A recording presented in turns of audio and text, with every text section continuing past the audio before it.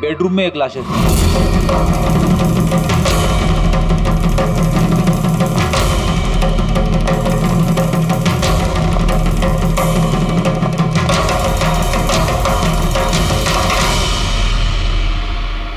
आवाज सुन के उठने की कोशिश की होगी, यहीं पे मार दिया।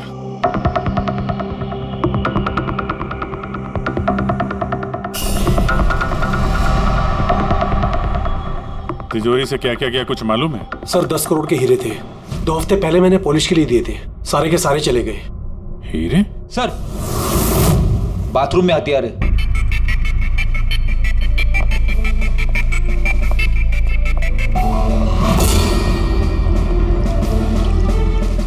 लगता है इसी हथियार से सबको मारा है।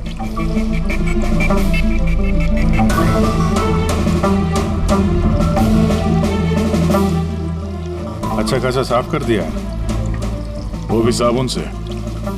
लगता नहीं इस पे कोई सुराग मिलेगा। बहुत ही खतरनाक खूनी है यार। पहले 3-3 खून करता है, अबे यहीं बाथरूम में बैठ के हथियार साफ करता है। साइकोपैथ। अच्छा, इन हीरों के बारे में कोई और भी जानता था? सर 3 लोग जानते थे। कौन है? आइए बताता हूँ सर। एक सेठ भाई का भतीजा करुणेश, 2 एम्प्लॉय थे, सतीश और सर मानिक। आइए सर मैं दिखाता हूँ।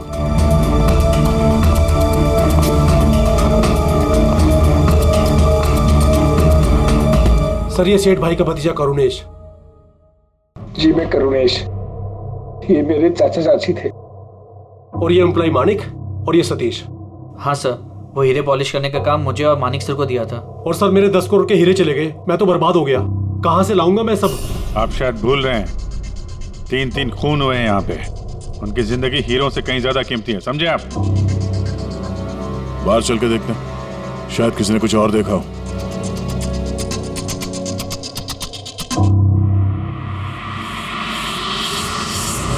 हमें कल रात की सीसीटीवी फुटेज चाहिए। ये कैमरा चल रहा है ना? हाँ साहब, लेकिन कल रात 2 से 3 बजे के बीच लाइट कट गई थी साहब।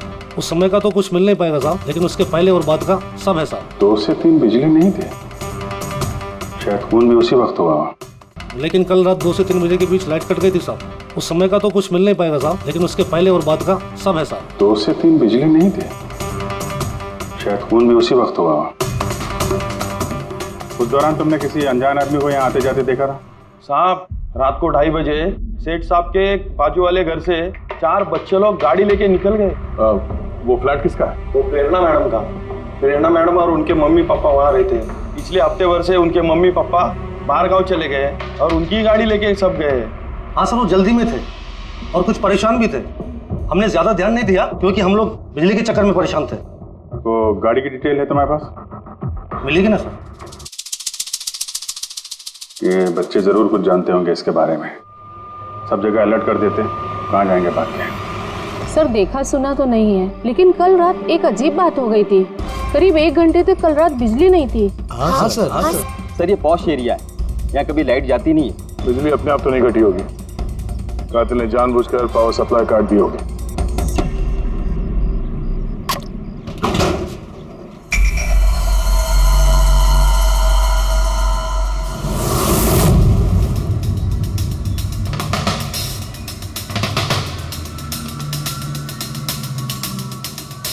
सर ये देखिए, छेड़छाड़ तो हुई है। जिस आदमी ने ये वायर काटा है उस आदमी को बहुत अच्छे तरीके से पता था कि अगर ये वायर काटेगा तो पूरे एरिया की लाइट चली जाएगी। और हर सोसाइटी की भी। जी ठीक है, थैंक यू। साफ है, किसी ने रात को 2 बजे इस जंक्शन बॉक्स से पावर सप्लाई कट कर दिया था, जिससे सोसाइटी का जो सीसीटीवी कैमरा है वो ऑफ हो जाए। उसके बाद वो कंपाउंड में घुसा और मिस्टर सेठ के घर में घुस गया। और करीब 2:15-2:30 बजे खून किया होगा, हीरे चुराए और वहां से निकल गया हो। और फिर 3 बजे बिजली आ गई वापस।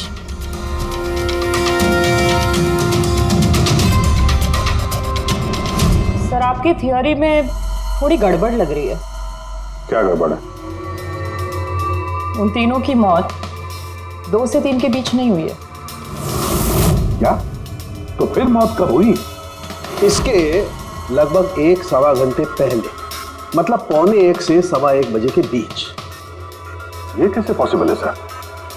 इन तीनों की बॉडी का टेम्परेचर और बॉडी के अंदर की स्थिति यही बताती है कि इनकी मौत 1:15 से 1:15 बजे के बीच में ही हुई।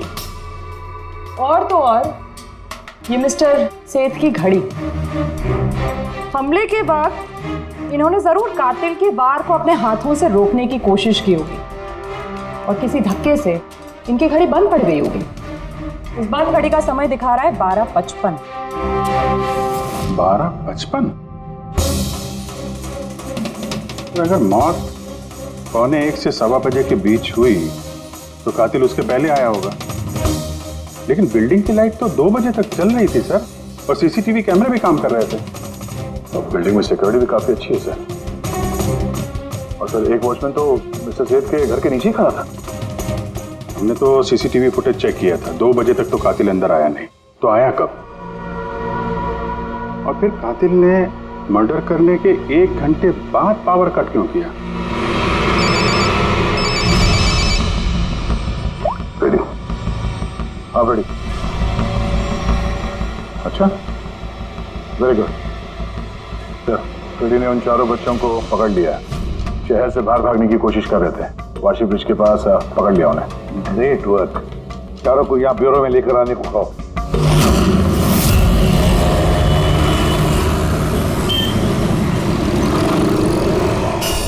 वो लोग हमारी वजह से मर गए। ये सब तुम लोगों ने उन हीरो के लिए किया ना? हीरे? कैसे हीरो की बात कर रहे हैं सर आप? हीरो के बारे में पता नहीं तुम्हें? अगर नहीं तो फिर मारा क्यों उन लोगों को? हाँ? सर हमने किसी को नहीं मारा, वो कबारा ने मारा है सर, और वो हमारी वजह से आया था क्योंकि हमने उसे बुलाया था सर। ये कबारा कौन है? वो एक मशहूर सीरियल किलर और लुटेरा है। एक मिनट, ये वो 1940 वाला कबारा तो नहीं है? इसके बारे में पढ़ा है सर। ये सिर्फ लोगों को लूटता नहीं था, बल्कि बहुत बुरी तरीके से उनकी हत्या कर देता था। हाँ वही है। अरे लेकिन उसको तो मर के 50 साल हो गए, तुमने उसे बुलाया कैसे? हम लोग एक हिस्ट्री प्रोजेक्ट बना रहे थे, तो हमें लगा कि रियल लुटेरे को बुलाएंगे तो और अच्छा होगा, तो इसलिए हम उसकी आत्मा को बुला रहे थे। लेकिन सब गड़बड़ हो गया। कुछ भी हो जाए हाथ मत छोड़ना।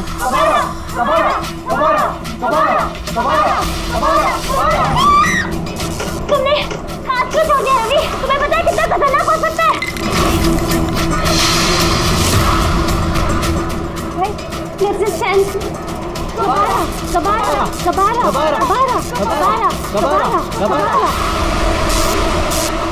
सर, फिर कुछ धड़ से आवाज आई और हमने उधर देखा तो वहाँ कबारा की परछाई थी।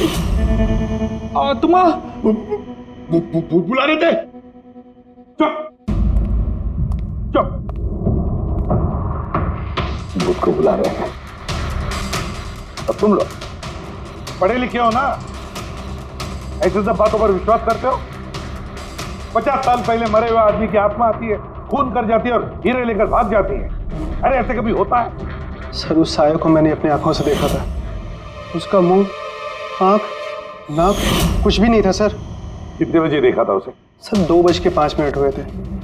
जब मैंने सेलफोन का टॉर्च ऑन किया था तो यही समय था सर। 2:05 यानी लाइट जाने के तुरंत बाद? यानी कातिल अकेला नहीं था, कोई और भी था उसके साथ में? वो कबारा था सर। हाँ सर, हम लोग बहुत घबरा गए थे और हम लोग वहाँ से मोनिका के हॉस्टल पे भाग गए। सर वो मैंने आप लोगों से एक बात छुपाई। एक्चुअली उस रात दोस्तों को डराने के लिए मैंने फ्रेंचाइट के साथ छेड़छाड़ की, उसे अपने पैरों से हिलाया और मैग्नेट के जरिए ब्लड और कबारा लिखा था सर। सॉरी सर, लेकिन वो साया और वो डरावनी शक्ल मैंने देखी थी, वो कबारा की आत्मा थी सर। एक बात अच्छी तरह से याद रखना, ये आत्मा वात्मा सब बकवास है। पंकज, इस सबके घर पर फोन करो, बुला लो घर वालों को, बोलो लेकर जाए यहाँ से इनको। अभिजीत, इन बच्चों ने कुछ न कुछ तो देखा जरूर है, कुछ तो देखा है, और जो कुछ भी देखा है ना उसका संबंध इन 3 हत्याओं से है।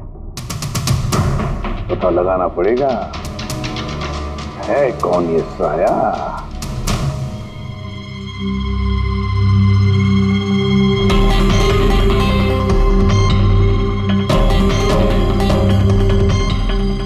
लगता है उन लोगों ने खूनी को देखा होगा। हाँ सर, और खूनी कब आ रहा है? अरे यार बालकनी में चल के देखते हैं, कोई ना कोई सबूत छोड़ के गया होगा तुम्हारा कबारा।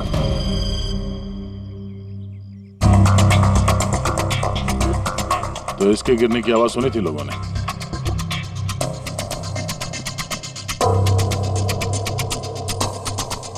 सर वो सेठ जी की बालकनी है, तो खूनी वहां से भागते हुए यहाँ पर आया होगा, तभी ये गमला गिर के टूट गया होगा। देखो जरा भाई।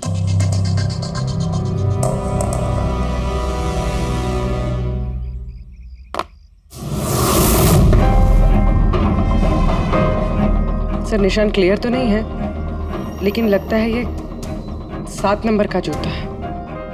पैर काफी छोटा है, मतलब ऊंचाई कुछ ज्यादा नहीं होगी इसकी।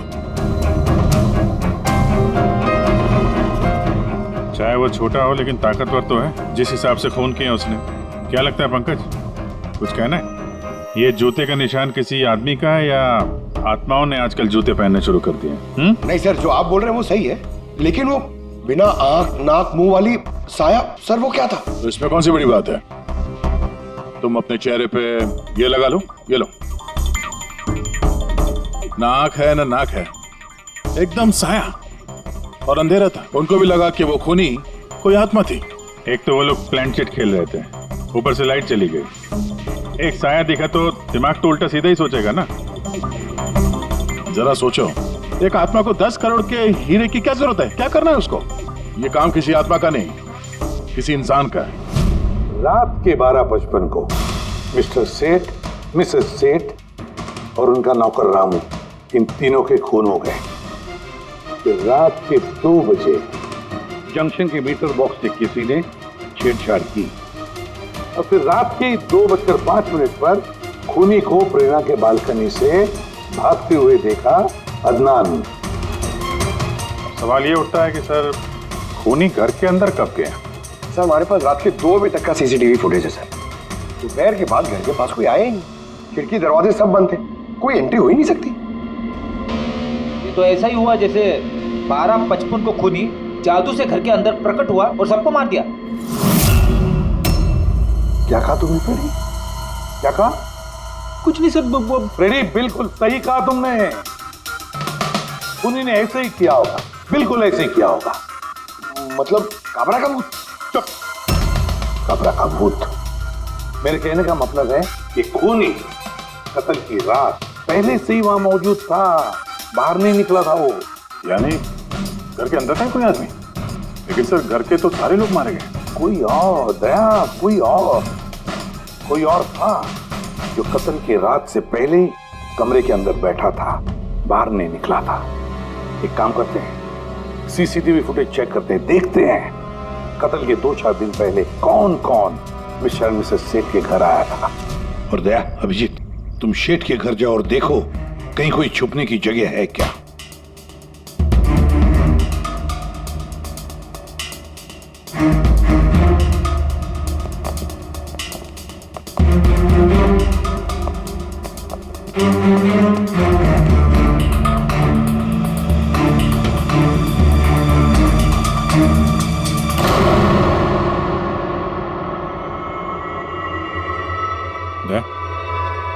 ये चींटियां देखो ऊपर जा रही हैं।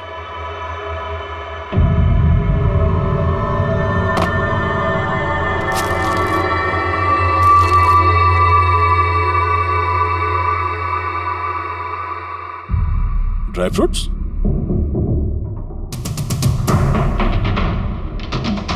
ड्राई फ्रूट लेके वहां ऊपर छुप के बैठा होगा। जगह भी अच्छी है छुपने की, मौके के इंतजार में।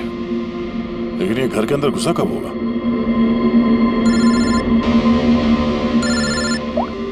हाँ सर, फुटेज सोसाइटी के ऑफिस में देख लेते हैं सर। हाँ हाँ, फोन ऑन है, स्पीकर फोन पर है। पूर्वी सर, कुछ पता चला कि नहीं? सर हम कत्ल वाली रात से 2 दिन पहले की एंट्री देख रहे हैं और कुछ मिला है सर। क्या मिला? 2 दिन पहले सर चैंपियन सेल्स कंपनी का एक टेम्पो वहां आया था 10:15 बजे।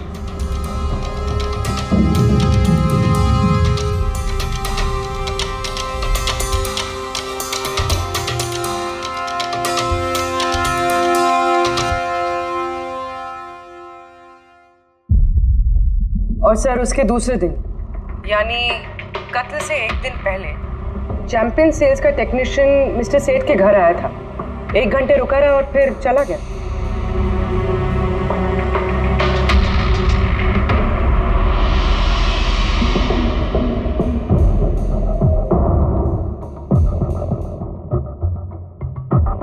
आप जरा बाहर जाइए। 2 लोग आए थे फ्रिज डिलीवर करने के लिए और दूसरे दिन दूसरा आदमी शायद फ्रिज इंस्टॉल करने के लिए, पर 1 घंटे में निकल गया। इसका मतलब है अगर खूनी वहां पर था तो उसने अपने सुराग छोड़े होंगे वहां पर। साळुंखे को बोलो सेठ के घर चले जाए।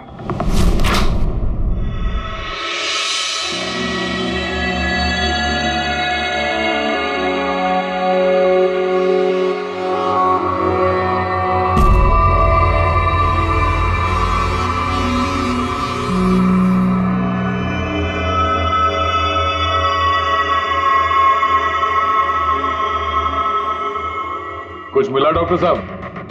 हाँ मिला, इलेक्ट्रोलाइट्स। हाँ, सोडियम क्लोराइड, यूरिया, वो सभी कुछ जो एक आदमी के पसीने में होता है। अच्छा, इसका मतलब ये खूनी जो है वो इस फ्रिज के अंदर बैठ के आया। जब डिलीवरी हुई फ्रिज की उसके अंदर छुप के आया और घर में घुस गया। हाँ सर, कुछ दिन पहले मैंने नया फ्रिज लिया था। कंपनी वाले डिलीवरी के बाद फ्रिज खोलने नहीं देते और 1-2 दिन के बाद जब इंस्टॉलेशन वाला आता है वो फ्रिज खोलता है। तभी मिस्टर सेठ और उनके घर वालों को पता नहीं चला कि कोई और घर के अंदर घुस के बैठा है। बिल्कुल, वो आदमी फ्रिज में घुस करके बैठा होगा। फ्रिज में उसे गर्मी लगी, गर्मी से पसीना आया और वो पसीना फ्रिज में रह गया। लेकिन सालुंखे साहब, फ्रिज का कार्टन तो सील होता है, तो फिर खूनी अंदर आया कैसे और वो सांस कैसे ले रहा था?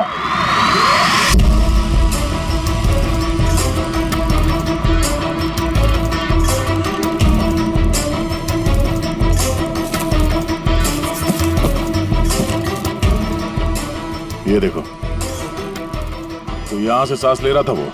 ये तो ट्रोजन हॉर्स वाली कहानी हो गई। Trojan horse? अब ये क्या है? यार, एक बहुत बड़ा लकड़ी का घोड़ा, लेकिन अंदर से खाली, खोखला। अंदर से खोखला? हाँ, जिसके जरिए ग्रीक सैनिकों ने ट्रॉय में घुसपैठ की थी। ग्रीक सैनिकों ने एक बहुत बड़ा लकड़ी का घोड़ा ट्रॉय में भेजा जिसमें सैनिक पहले से ही थे। ट्रॉय में पहुंच के एक सैनिक घोड़े से बाहर निकले और उन्होंने ट्रॉय पे हमला कर दिया। इस खूनी ने भी वही तरीका चुना है और कामयाब भी रहा।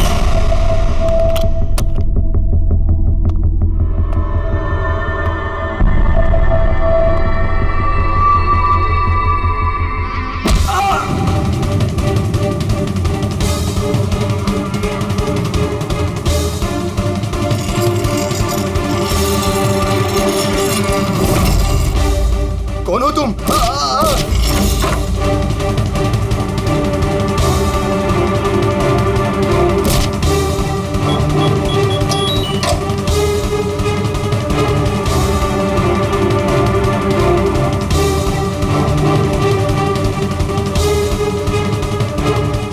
और भागने से पहले उसने अपने हाथ धोए, हथियार साफ किया और ठीक 2 बजे उसका साथी जो नीचे इंतजार कर रहा था उसने पावर स्विच ऑफ कर दिया और अंधेरे का फायदा उठा के वो यहाँ से भाग निकला। भागते भागते वो प्रेरणा की बालकनी में गया जहाँ उसने वो गमला गिराया।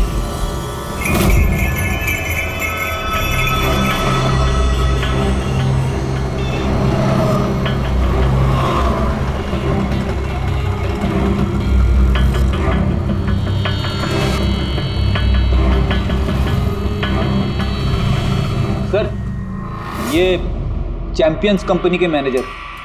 सर, मैंने रिकॉर्ड अच्छे से चेक कर लिया। सेठ जी हमारे पुराने कस्टमर थे। आप मैनेजर हैं? जी सर। तुम कैलाश और मानव। जी सर। तुमने फ्रिज की डिलीवरी दी थी सेठ साहब के घर पे, है ना? जी सर। और तुम राणा हो, तुमने फ्रिज इंस्टॉल किया। जी सर। लेकिन क्या हुआ सर? मिस्टर सेठ, उनकी पत्नी और उनके नौकर का खून हो गया है। खून? लेकिन साहब हम लोगों ने तो कुछ नहीं किया था साहब। हमें तो असाइनमेंट मिला था, हमने गोडाउन से फ्रिज उठाया और उनके घर में डिलीवर कर दिया। लेकिन सर ये तुम्हारा रोज का काम है सर। हाँ सर, एक बात है, वो फ्रिज सर कुछ ज्यादा ही भारी था, तकरीबन 30-35 किलो ज्यादा था सर।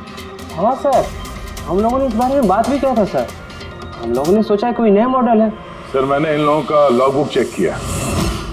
ये दोनों 9 बजे गोडाउन पहुंचे थे और 9:30 बजे टेम्पो में फ्रिज को लोड किया और 10:15 बजे इन लोगों ने वो फ्रिज मिस्टर सेठ के घर पे डिलीवर करके वहां से निकल गया। इस दौरान तो कोई आदमी फ्रिज के अंदर नहीं जा सकता। जो भी हुआ है 9:30 से पहले ही हुआ होगा सर। सर ये खूनी रात को ही फ्रिज में घुस के बैठ गया होगा। मिस्टर राणा, आप गए थे वहां पे फ्रिज इंस्टॉल करने के लिए, तो फ्रिज के पैकिंग में आपको कुछ गड़बड़ लगी? ऐसा लगा कि छेड़छाड़ की गई है पैकिंग के साथ? कुछ खास नहीं था सर, बस पैकिंग अच्छी नहीं थी। कार्टन और अंदर का थर्माकोल बिल्कुल टूटा हुआ था, जैसे किसी चूहे ने काटा हो। मुझे ये बात अजीब लगी, इसलिए मैंने फ्रिज को चेक किया। फ्रिज बिल्कुल परफेक्ट था सर, उसमें कोई डैमेज या फॉल्ट भी नहीं था। इसलिए मैंने उन लोगों को ये बात नहीं बताई कि वो लोग फ्रिज वापस कर देते और हमारी कंपनी का नाम खराब हो जाता। थर्माकोल तोड़ के दरवाजे में फंसा दिया होगा ताकि सांस ले सके। हाँ, ये फ्रिज का वजन 30-40 किलो से ज्यादा था और जूतों के निशान जो मिले वो 7 नंबर के जूतों के थे। मतलब ये आदमी कोई एवरेज कद का इंसान नहीं है, इसीलिए तो फ्रिज के अंदर फिट हो गया। मैनेजर साहब। जी सर। सेठ साहब के घर पे जो फ्रिज भेजा है बिल्कुल वैसा ही फ्रिज यहाँ पर मंगवा लो। ठीक है सर। ढीचू को बुलाओ।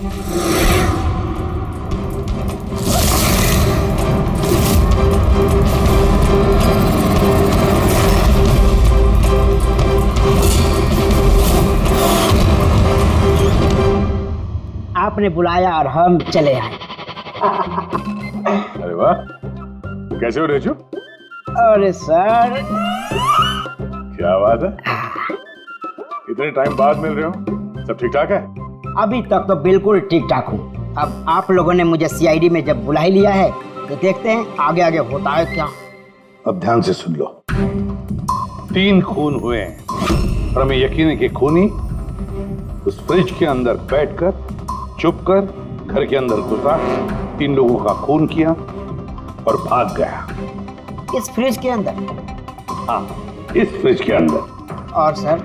और तुम्हें हाँ, बस वैसे इस फ्रिज के अंदर जाना है और बैठना है। सर मुझे फ्रिज के अंदर जाना है? हाँ। वो फ्रिज का दरवाजा बंद हो जाएगा? बिल्कुल। तुम्हें फ्रिज के अंदर बैठकर बाहर निकलने की कोशिश करनी है। कैसे बाहर निकलोगे हमें दिखाओ। लेकिन सर थोड़ा एक गिलास पानी मिलेगा? हाँ मिलेगा, फ्रिज के अंदर जाओ, बैठकर पियो। चलो। जी जी जी सर। चल रेजू, चल जा सूली पे, हो जा मरने के लिए तैयार। जा रहा हूँ सर।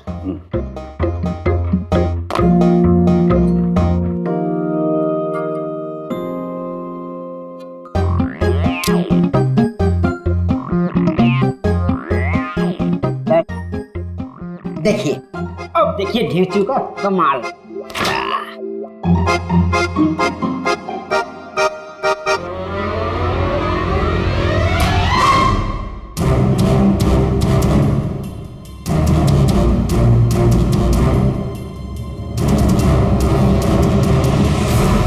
नीचू, नीचू, बाहर आने की कोशिश करो। सर अंदर से खुल नहीं रहा है, आपको हेल्प करनी पड़ेगी। नीचू, नीचू बाहर आने की कोशिश करो। चाकू है ना तुम्हारे पास? नीचू। हाँ सर, सर मुझे बाहर निकालो। निकालो निकालो इसे बाहर। फंस गया लगता है। दम घुट रहा है सर। भेजो भेजो। दरवाजा खुल गया। अरे खुल गया। भेजो देखो देखो। हाँ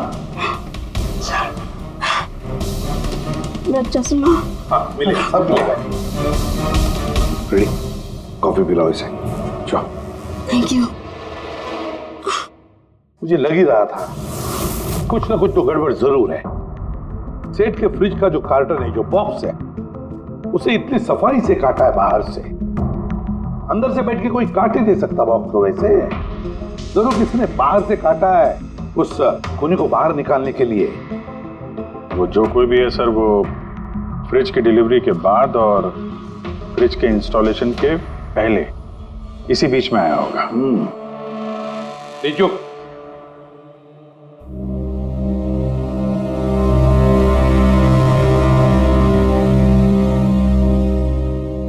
जो काम करो। हमारा ये खूनी दुबला पतला है, 30-40 किलो का है, मगर ताकतवर है।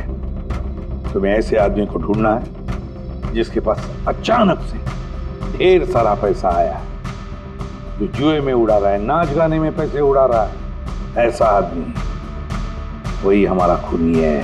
अब सर, फ्रिज की डिलीवरी और इंस्टॉलेशन के बीच मिस्टर सेठ के घर 3 लोग आए। सर, पहला है पन्ना लाल। हाँ, पन्ना लाल सूरत से हीरे लेकर आया था और रात को मिस्टर सेठ के घर में ही ठहरा था।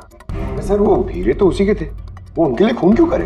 हो सकता है उसने इन हीरों का इंश्योरेंस करवाया हो और इंश्योरेंस कंपनी से दुगना फायदा कमाने के चक्कर में ये सब खेल खेला उसने। और सर, दूसरा है मानिक। वो मिस्टर सेठ की कंपनी में काम करता था। हीरो की पॉलिश तो इसी ने की थी ना, क्या पता सर इसकी नीयत खराब हो गई हो। तीसरा है मिस्टर सेठ का भतीजा करुणेश। हाँ सर, ये करुणेश उनके यहाँ रहता नहीं था, उनकी कंपनी में काम करता था और हीरो के बारे में उसे सब कुछ पता था। हो सकता है लालच में आकर उसने उन लोगों का खून कर दिया। देखो, हाँ देखो, बोलो। सर, एक आदमी है विक्टर। सर, उसका हुलिया सेम टू सेम वैसा ही है जैसा आप लोगों ने बताया था। और सर, वो बड़ी आसानी से फ्रिज में समा सकता है। और सर, कुछ दिनों से वो बड़ी ही बकी बातें कर रहा है, जैसे उसे कोई कुबेर का खजाना हाथ लगने वाला हो या फिर कोई खजाना हाथ लग गया हो। सर, वो बड़ा ही सनकी और खूंखार टाइप का आदमी है। सुना है कुछ साल पहले वो सीरियल किलर भी रह चुका है। सर, एक और सबसे इम्पोर्टेंट बात, खून अगर विक्टर ने किया है तो अपने पास ज़्यादा वक्त नहीं है सर। या तो देश छोड़ चुका होगा या फिर देश छोड़ने की फिराक में होगा। विक्टर तो मोहरा है, उसके पीछे दिमाग कोई और ही है। ये विक्टर देश छोड़कर भागने की सोच रहा है। भाग के जाएगा कहाँ सर? भागने देंगे तब ना। इसके फोन के लोकेशन से पता कर लेंगे कहाँ छुप के बैठा हुआ है। बहुत मेहनत है सीआईडी में। सर, यही कहीं है ना? अरे जो उसके मोबाइल का लोकेशन वहीं आसपास कहीं दिखा रहा है। फोन करने के बाद से वहीं पे छुपा हुआ वो। ठीक है।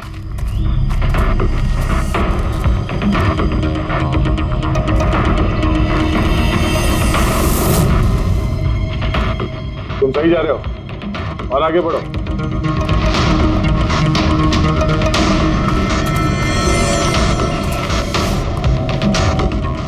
पंकज सर,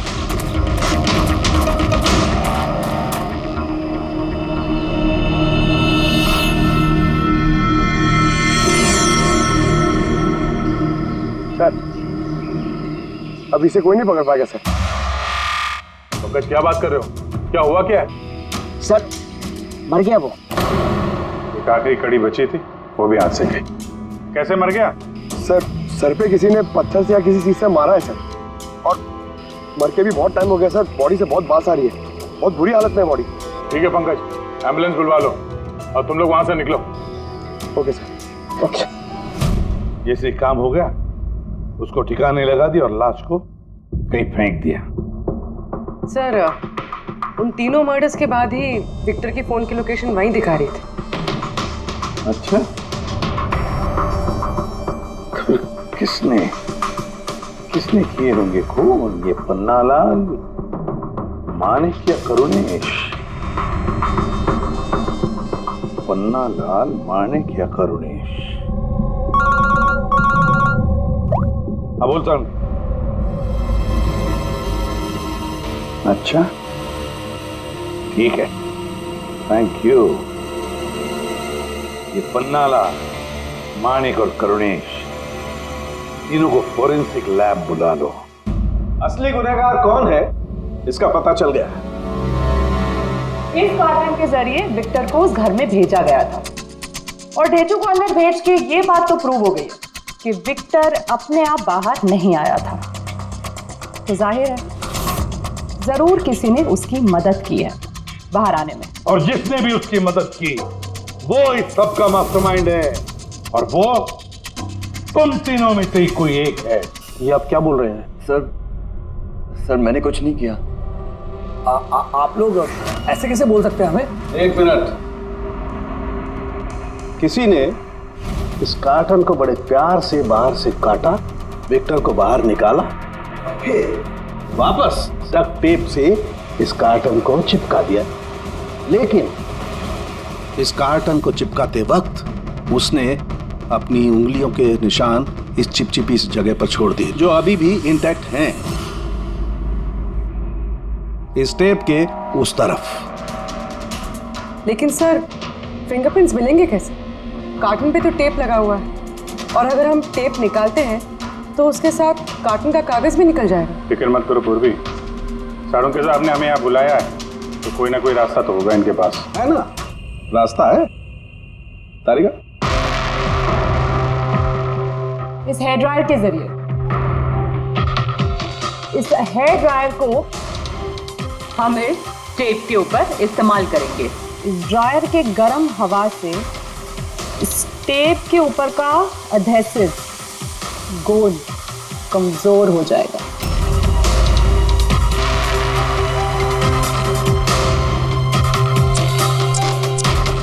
ये देखिए, फिंगरप्रिंट्स साफ साफ नजर आ रहे हैं। क्या बात है तारिका जी, कमाल कर दिया। फिंगरप्रिंट्स एकदम साफ नजर आ रहे हैं। हाँ, अब बस इनमें से मैच करने की देरी है।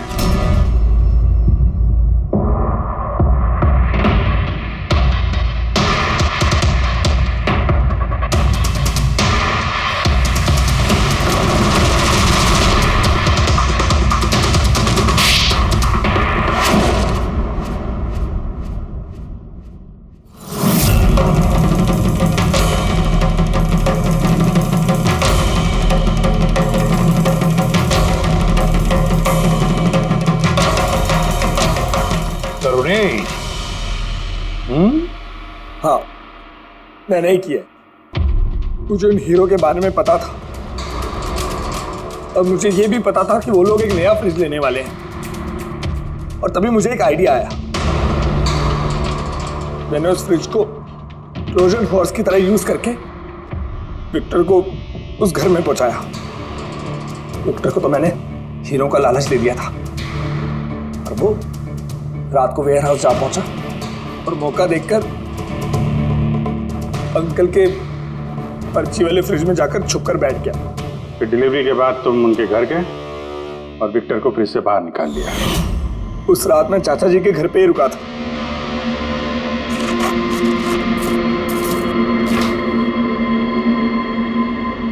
और फिर मैंने विक्टर को फ्रिज से बाहर निकाल के घर में ही छुपा दिया। करीब 1.5 दिन तक वो वहीं छुपा रहा।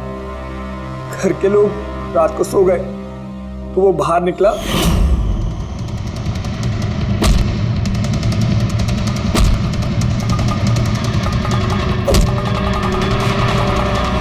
उसने सबको मारा और फिर हीरे चुराकर मेरे पावर कट करने का वेट किया।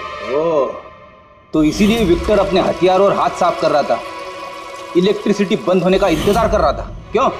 जी, फिर मैं विक्टर को अपने साथ ले गया।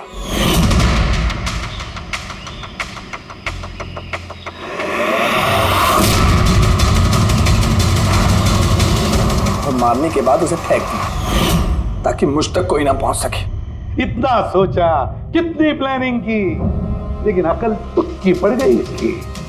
ये नहीं सोचा चाहे कुछ भी हो, सीआईडी वालों के हाथ तो तुम तक पहुंच ही जाएंगे।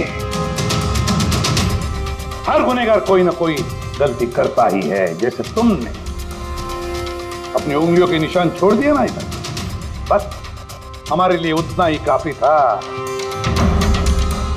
4 खून किए तुमने हीरो की लालच में। अब भुगतो अपने कर्मों के फल, कड़ी से कड़ी सजा होगी तुम्हें, शायद फांसी।